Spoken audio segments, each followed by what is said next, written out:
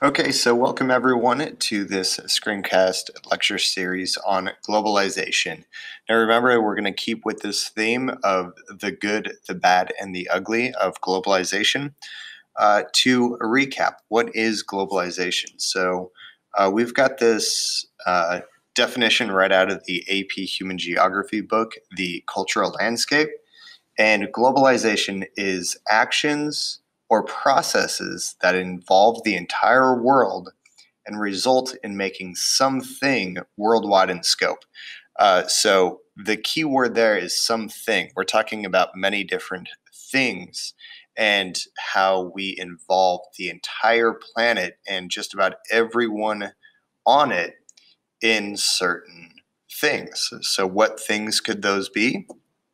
Well, we could be talking about the globalization of products and manufacturing.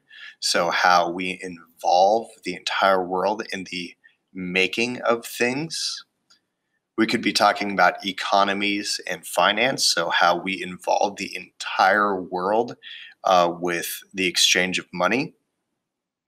And we could also be talking about culture and how the world is becoming involved in kind of a singular or a monoculture. So this series is going to be the good, the bad, the ugly on economies and finance. So we're going to be talking about money. Remember, when we say economies, or economics, just accentuate the M for money. And we're talking about the exchange of money around the world. We're going to use it in two different ways. We could be talking about money as in just the purchasing of things, but we could also be talking about money as capital. And capital is anytime you use money and invest in the something that might get you more money in the long run. Um, for instance, like investments on the stock market, that type of thing. That's what we mean by capital. So when we say money, it could be just like purchasing things, but it could also be capital as investments. So globalization of economies and money and finance. So first off, what's good about it? This big, broad statement here: globalization has lifted millions of people out of poverty over the last decades. It was a pretty clear divide between the haves and the have-nots. Some people call the global north and the global south. There's a lot of different terms for it, but essentially, there were the wealthy countries and there were the countries in just abstract poverty. They had not been able to access even some of the things that the developed world had already achieved. And through globalization, those countries have been able to advance since about World War II. Then they've been able to slowly but surely catch up to the wealthy world. So catch up to, the United States and Europe. And with it, all those citizens have been catching up and doing better as well. So globalization has helped a lot of people. Some good example of this. So how does this happen? Globalization allows for investments of capital in less developed countries. There's that word again. Let's jump over to our pointer. So investment of capital in less developed countries. So a good example of this would be like Nike. Nike going into maybe Bangladesh or something like that and saying, hey, I want to open up a factory here. But before I can open up a factory, I need to help you guys build a harbor where I can get ships in and out of, and a better electrical grid so I can actually operate that factory. And as a result, not only do people get to work in that Nike factory, but Bangladesh in itself gets some of those advantages of getting their country to a more advanced state. So after that, other companies can come in, employ more people, and they can slowly advance that way. Exxon is a good example. We can actually flash forward to this. Exxon, which is an energy giant, dealing mostly in oil. But here's an article going pretty far back, back to 2016. But they offered Papua New Guinea, which is a small country in the South Pacific, definitely a developing country, offered them $2.5 billion for as investment for liquid natural gas. So it's one of our fossil fuels, natural gas, so LNG. So here's a check to Papua New Guinea for $2.5 billion, and that's really going to help them advance their country and get those people caught up on the world stage. Now, those are two really big companies. On a smaller scale, there's this new thing happening out there. It's called microfinance. And that's when small companies or even individuals in developing countries can go, via the internet and find people to invest in their company. Back in the day, before the internet existed, you would have to go to a big bank. And why would a huge bank based in the United States or any other part of Europe want to finance a small company in Nigeria or Peru or something like that? Like, there's really no return for them, so they didn't really bother. But now, because of the internet, you can get on and help these smaller companies get started. I'll go ahead and link to this. So there's actually an article if you want to read more about microfinance and what it does. Go ahead and find the link to the presentation, and you can follow that link. Another one, Crochet Kids. What a great example here. This one I'll actually open up. It's a company that began by just turning this production line, kind of a value the suppliers. So essentially, all these women that used to hand make all this stuff and make, if they were working in maybe a factory for a large company, they'd make a very low wage. But because of a website like Crochet Kids, you can actually, in a sense, just buy it directly from them. So this handmade product, you can actually go buy and they see the profits, not a company like Nike or something like that. So without globalization, these women in Peru or parts of sub-Saharan Africa, there's just no way that they'd be able to get their product into the US to sell. It just wouldn't happen. So here's another great example of how globalization can help people.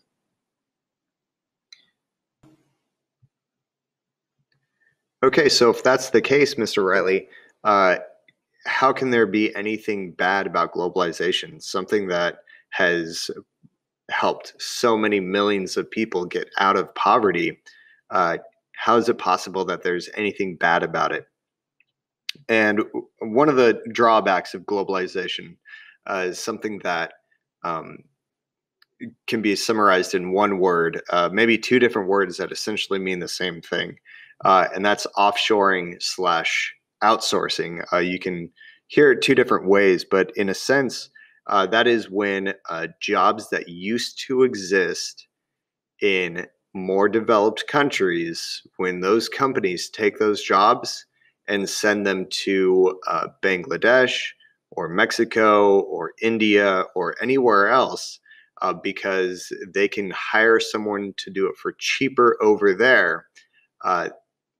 That leaves a worker or workers here in the US or England or any other developed country out of a job. One of the places that probably has been hit the hardest in this is the Rust Belt. If you remember when we were talking about the 9 nations or the regions of North America, the Rust Belt is where a lot of factory jobs existed. Great example of that is Detroit and cars. That's no longer the case. Ford, a lot of their production lines are in Mexico or even Canada. So those workers who used to have, decent middle class lives as a result of these factory jobs, um, they're out of work. Not to mention you can see the um, advances of technology that's also replacing those workers. So there's kind of a multitude of factors, but the easiest thing to do is to look at those companies that are sending those jobs overseas and profiting as a result. They're doing so at the cost of the American worker. Um, a lot of why President Trump was elected is because he talked to those workers, in Rust Belt states that have been kind of left behind by this globalized economy, and promised them the world, and bringing those jobs back and making sure that more jobs didn't get shipped overseas and everything else. As usual, this icon right here is actually a link to the article itself. So if you want to find that article and read it, it'll be linked in the description. The presentation notes will be linked in the description. Another potential drawback of this global economy is, as the world becomes more globalized, we're becoming more economically interdependent. And I know that's like kind of a mouthful, but essentially what that means is, if one bad thing goes wrong in, our economy or within our um, country in general, that's going to impact everybody else as well. So we are always worried about, what's happening in China, or what's happening economically, what's happening in China, or what's happening in Japan, and what's happening here, because if something goes wrong there, it's going to hurt us as well. This is kind of like bulkheads of a ship. So if we were to take this ship, let's say this is the Titanic, right? Bulkheads have, or ships have bulkheads, and there are these dividers in the waterline. So if there's something that punctures a hole right in, the side of the ship right here, you can close this bulkhead, you can close this bulkhead, and therefore only water will fill up right here, and the ship won't sink. But unfortunately, that wasn't the case for the Titanic. The bulkheads only went up so high. So once it spilled over, or the bulkheads were left open, so once that happened, the whole ship went down. So let's go ahead and jump back to 2008. That is the Great Recession. So if you haven't heard of it, you can ask your parents about how dramatic it was. This just so happened to be the year that I graduated from college, which was a great time to be looking for a job. In fact, it was terrible timing. So let's start here. So let's talk about this bulkhead. The first thing that happened were a bunch of really bad mortgages. A mortgage is when you borrow money from a bank for a house. The banks got really risky with who they gave money for a house, and that market collapsed. So as a result, let's spill over into this bulkhead. As a result, what happened to many of these banks? Those collapsed. Well, those banks are on the stock market. So when those banks collapsed, what happened to the stock market? That collapsed. What happened to all the investors who had their money on the stock market? They lost everything. Well, many people have all of their retirement invested in the stock market, so they lost everything. A public pension, which is ultimately like a retirement plan, but for public workers, well, those got hit as well, which means a lot of people lost their jobs because businesses failed. And you can see how, there's maybe a couple hundred people, and that's probably a lot, working for maybe half a dozen banks, 6 or 7 banks that were doing really dumb things by lending, people money for houses who obviously couldn't afford it, how it turned everything into the Great Recession that, a decade later, we're still slowly trying to recover from. So again, it's just that idea that if we do something dumb with our economy and there's a crash, it's not going to be a crash just in one economy, and it's not going to be a crash in just one country. It's going to hurt the whole world. A good reason, good motivation for you to go find this slideshow. South Park did a really funny bit on the Great Recession, but I'm not going to show it here. So if you want to watch it, you got to go find this slideshow. Okay, the ugly. There's a whole lot of greed and corruption. There's some wealthy people can do a whole lot to hide money and make sure that it stays just with them and the wealth does not get shared. Now, we all understand that, capitalism is a thing, and, if you're able to get rich through smart business and everything else, that's fine.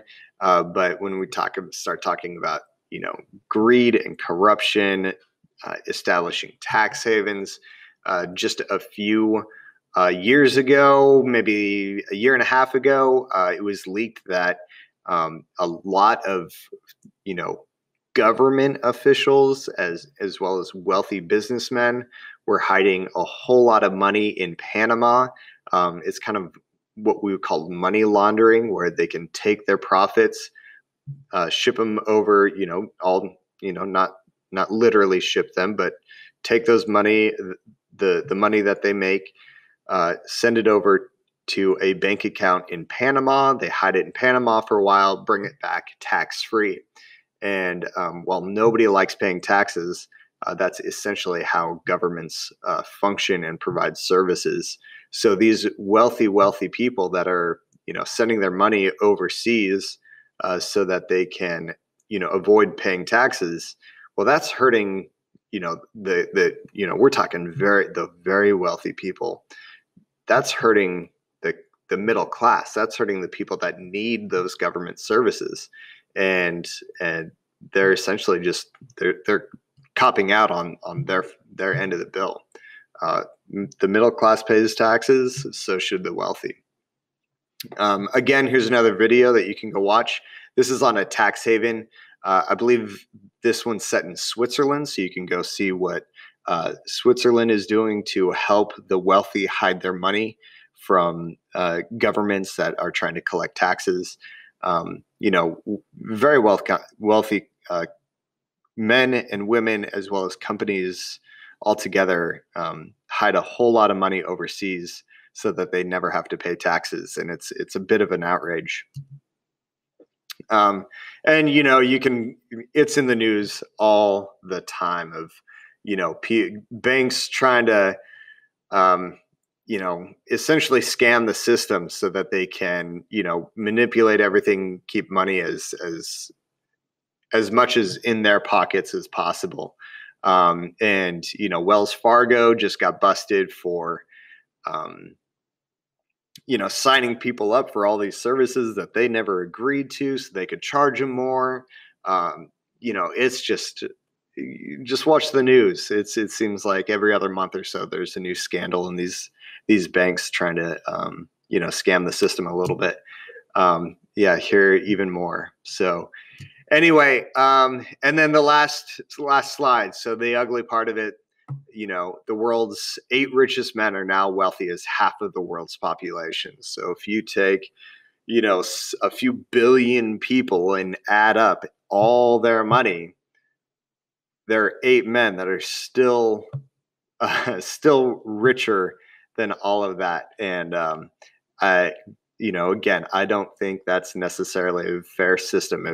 If 8 men are able to obtain as much wealth as the bottom half of the world population, again, that's several billion people. So if we were to go back and look, let's not focus on just the ugly at the end. Let's conclude a bit and say, yes, globalization has helped millions and millions and millions of people get out of abstract poverty.